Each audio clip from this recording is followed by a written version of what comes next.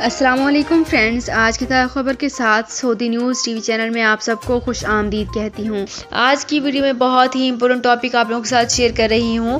خروج نہائی کے لیے ابشر سے کارروائی مسترد ہونے پر کیا کیا جا سکتا ہے، اس کی تمام تر ڈیٹیلز آپ لوگوں کے ساتھ آج کی ویڈیو میں شیئر کروں گی۔ یہ تمام ڈیٹیلز جاننے کے لیے اس ویڈیو کو لازمی سے لاسٹ تک ضرور دیکھیے۔ تو فرینڈز کرتے ہیں اپنی آج کی ویڈیو کو سٹارٹ۔ سب سے پہلے میں آپ کو بتاتی چلوں کہ سعودی محکمہ پاسپورٹ نے گزشتہ برس سے آن لائن سروسز میں کافی تبدیلیاں کی ہیں، جس سے اقامہ اور خروج عہدہ کی مدت میں اضافہ کرنے اور دیگر معاملات کی انجام دہی میں کافی سہولت ہوتی ہے۔ جوازات کے قانون کے مطابق غیر ملکی کارکن کے معلومات اپ ڈیٹ رکھنے کے لیے بھی آن لائن سسٹم متعارف کرایا گیا ہے، جس کی وجہ سے دور رہتے ہوئے بھی فائدہ اٹھایا جا سکتا ہے۔ آن لائن سسٹم سے نقل معلومات کرانے میں بھی کافی سہولت ہوتی ہے۔ اب پاسپورٹ تجدید کرانے کے بعد دور رہتے ہوئے بھی آن لائن طریقے سے نقل معلومات کی جا سکتی ہے۔ واضح رہے کہ پاسپورٹ کی نقل معلومات کرانا انتہائی ضروری امر ہے۔ پاسپورٹ بین الاقوامی سفری دستاویزات ہوتی ہے، جس کا کارآمد ہونا انتہائی ضروری ہوتا ہے۔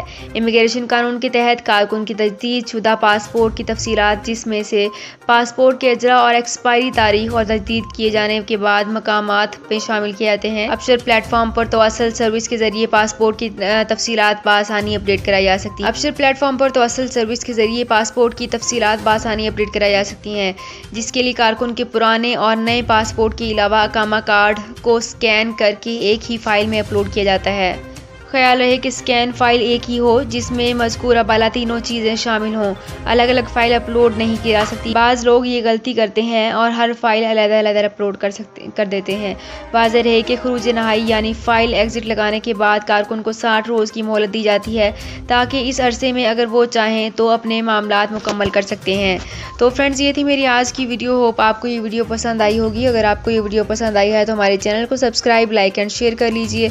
تو فرینڈز، ملتے ہیں ایک نئی ویڈیو میں ایک بالکل نئی اپڈیٹ کے ساتھ۔ اپنا بہت خیال رکھیے گا۔ اللہ حافظ۔